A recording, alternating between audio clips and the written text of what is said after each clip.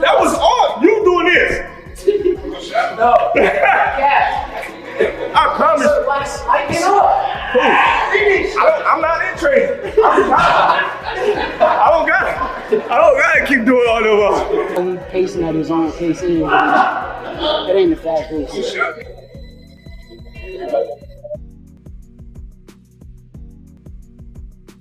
Boxing, he's definitely talented. You know what I mean? And he's definitely got that it. And yeah, he's definitely respected in boxing. But Shakur is a different fighter.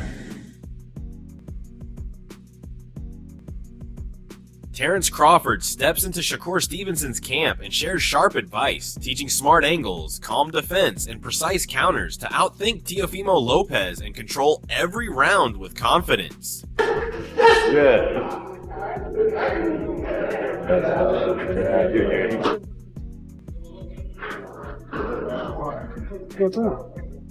Yo. I want you to pull. Good. Good. Stay in your rhythm, champ. Stay in your rhythm. Your rhythm, your time, your fight. Let's go. You trying hard? Good job. It's effort.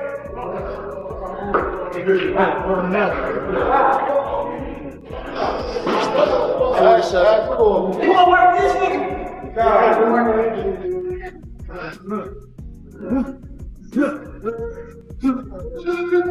Shakur Stevenson pushes through intense drills and sharpened speed, timing, and defense for the Teofimo Lopez clash, while Terence Crawford watches carefully, studying each move and planning smarter strategies inside camp.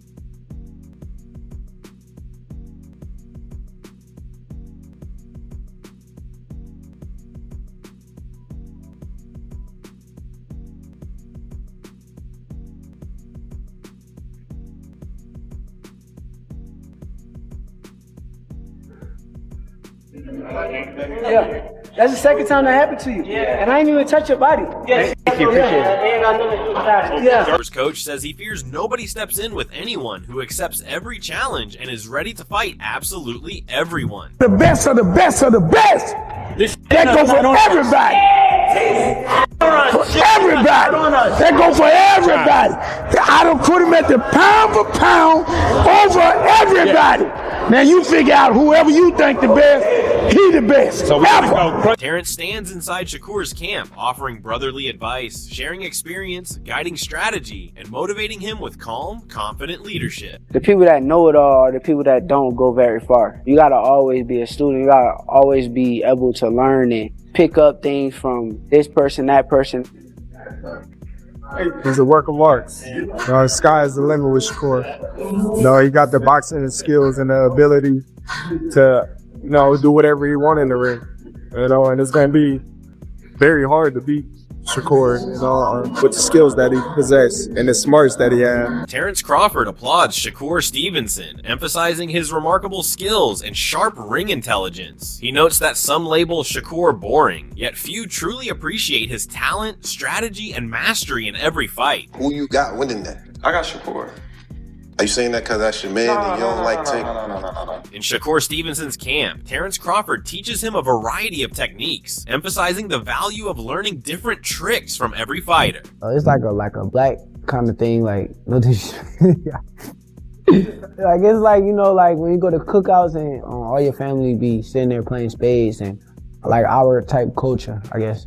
We whooping their ass in spades, but they up right now. Sean Porter views the upcoming fight between Shakur Stevenson and Teofimo Lopez as a matchup that Stevenson can control, describing it as Shakur's fight to lose. He explains that if Stevenson performs at his highest level, he can dictate the pace and outcome. While acknowledging the unpredictability inherent in boxing, Porter emphasizes that Stevenson's skill and preparation give him a clear advantage. He expresses optimism that the fight could be highly entertaining and meaningful for the sport, potentially starting the year with a strong statement in boxing. Porter also shares his personal reflections on the previous year, feeling that the sport had unfinished business and lacked closure on key events, which he hopes this fight will help rectify. Overall, he conveys respect for both fighters while highlighting Stevenson's responsibility to execute his plan and seize the opportunity presented in this significant matchup. I think, it's some other ways it could go, but a lot of people think it's gonna be. It could possibly be boring. I don't think it's gonna be a boring fight. I think Teo knows he has to step up. I think this is his fight. I think it's Shakur's fight to lose, and what I mean by that is if Shakur doesn't operate, if Shakur is caught sleeping, something bad could happen. It's his fight to lose, but I think it's also Teo's fight to win. And what I mean by that is if Teo performs the way that he can perform, and I know that's like an empty message, but we never know. All that said, like, it could actually be a really great fight. I expect a great fight. And I hope this fight, I'm gonna let you go last because I respect you. Every time I'm in an argument, we talked about what we talked about for the show. We all disagreement. I said, boy, I call Sean Zartel right now, eat your ass up. But I ain't want to do that. But I hope Teo and Shakur starts the year off big and actually builds the sport of boxing for have a great year. I felt like I was let down last year in sport of boxing. I don't know how y'all felt. I just felt like we had a lot of open stuff that didn't get close. Tim Bradley explains that the most direct path isn't always the quickest or most effective in boxing. He emphasizes that when facing an opponent who stays on the center line and expertly controls distance, a straight punch might seem fast, but it isn't always the best choice. Bradley points out that many fighters assume the shortest route to the target is automatically the most efficient weapon, but this is a common misconception. He highlights the hook as a more strategic option, describing how it briefly appears in the opponent's line of vision, disappears, and then reappears, allowing it to reach its target faster than a straight punch in certain situations. Specifically, Bradley identifies the left hook as a potentially devastating weapon for Shakur Stevenson to watch out for, emphasizing how hooks can exploit openings and catch fighters off guard, making timing and angle just as important as speed. Again, sometimes the closest route isn't always the fastest route. You got a guy that likes to stay on the center line, a guy that's a master at controlling range. Okay?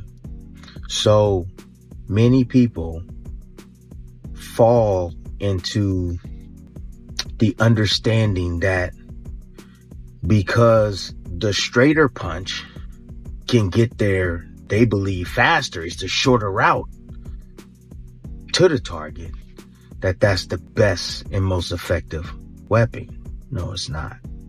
It's not. So the one thing about hooks are in frame and then out of frame. In frame, check this out. Check this out.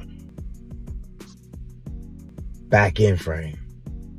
So that moment, that small moment where it's in frame, out of frame, back in frame, it gets to the straight line a lot quicker than straight punches.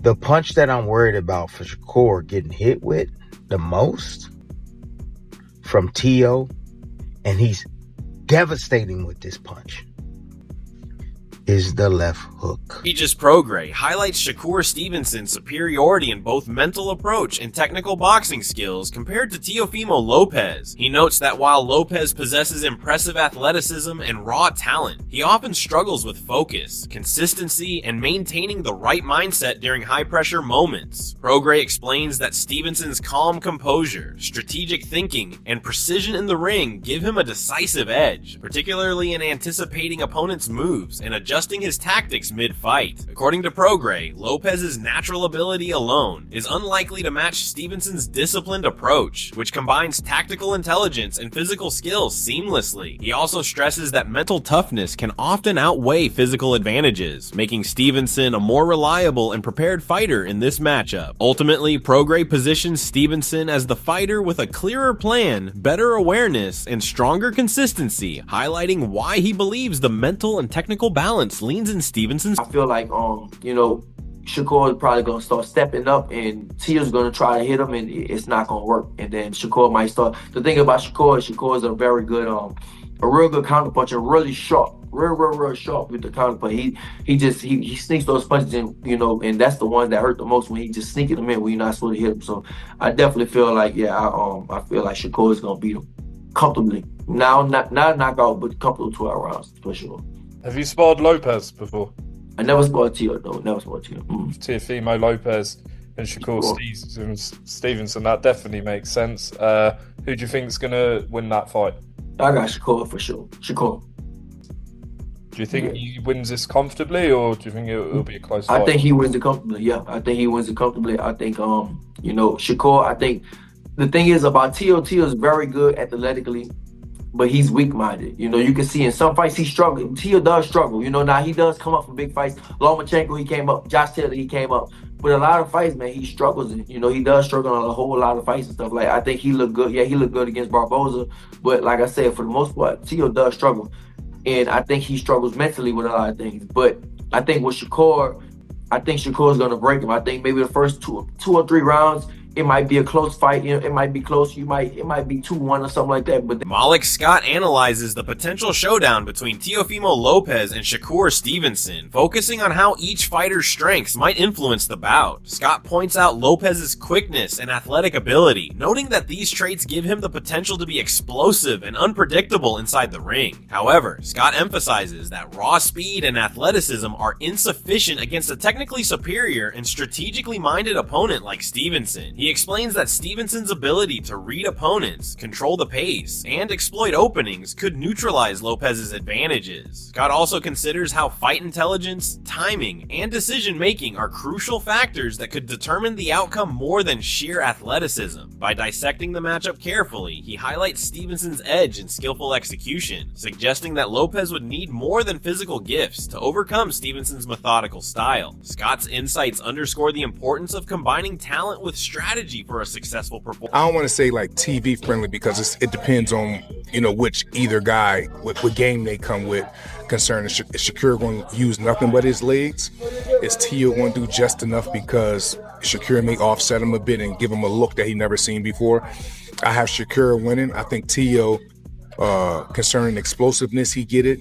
Rapid speed, he get it. But I think when it comes to the craft and fundamentals, you have to go with Shakur. To me, he's a lot more seasoned. And plus, I just believe Teofimo, he makes mistakes to me you just can't make when you're fighting Shakur. Like what? You can't be overcommitting. You can't approach his offense range with your lead hand down, especially since Shakur is a southpaw. Because that means if you're orthodox and you're approaching Shakur with your lead hand down, you're actually closer to his jab hand. And we all know Shakur got one of the best jabs, especially from a southpaw standpoint. But it's going to be a good fight. The card is incredible by itself. You know what I mean? We already know how the card is. We got Keyshawn on it, Jarrell Miller on it, Shushu Carrington. So, it's a great card, but I'm going with Shakur for the win. Okay, with that being said, then what is Teo got to do to win? He has to get Shakur up. How would I say this? I don't want to just make it seem like come across as if Shakur is novice, but the times that Shakur is putting himself against the ropes, this is the time that Teofimo is going to have to depend on his explosiveness. He's going to have to depend on his offset lead right hands. He's going to have, but even doing that, everything with Teo comes off his front foot, his explosiveness, his speed, everything.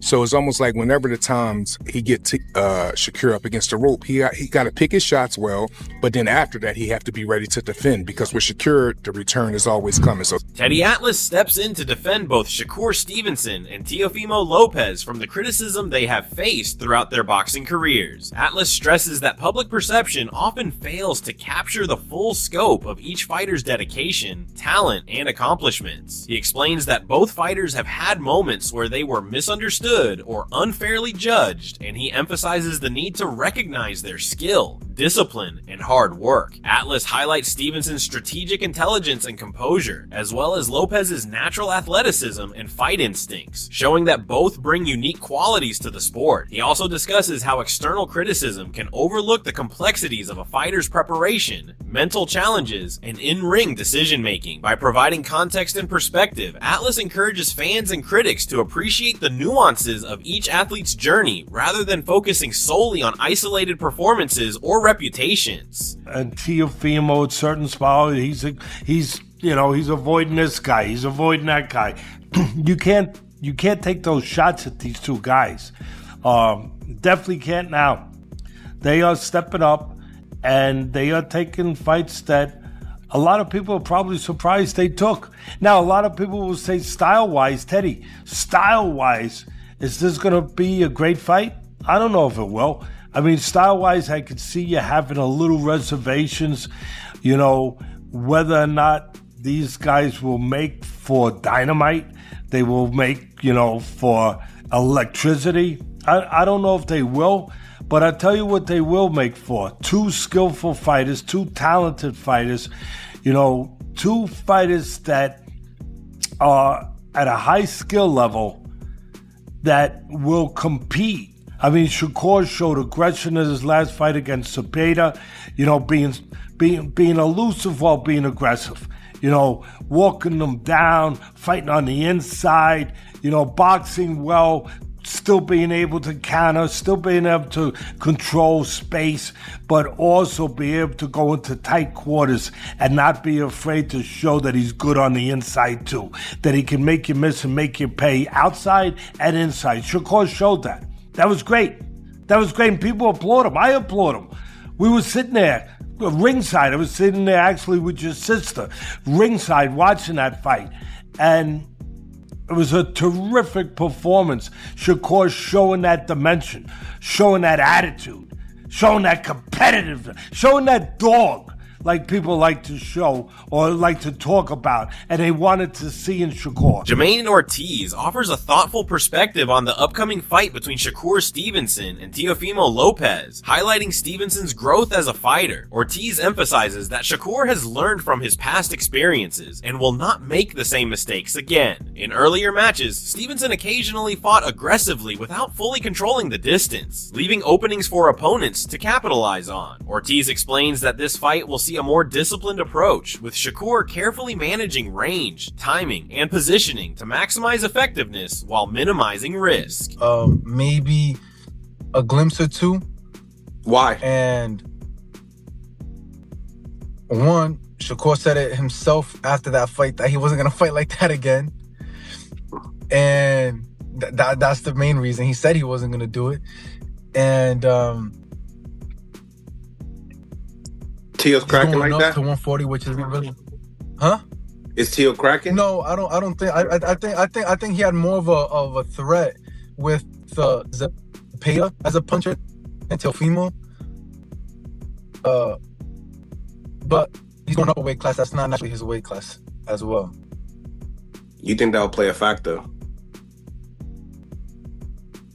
No, that would play a factor in him not fighting the pocket how he did with the page. Notes that Stevenson's ability to read his opponent and adjust mid-fight has improved significantly, making him a more formidable and intelligent fighter. Ortiz also points out that this strategic evolution is a result of Shakur's dedication to refining his craft, studying opponents, and implementing lessons learned from both victories and setbacks. According to Ortiz, this maturity allows Stevenson to maintain composure under pressure, execute clean counters, and avoid unnecessary exchanges, giving him a clear advantage over Lopez if he applies these principles effectively. Moving around, making sure that in and out, doing things that Teo don't like. He got longer arms. I think he'll just keep him. He'll keep him at bay.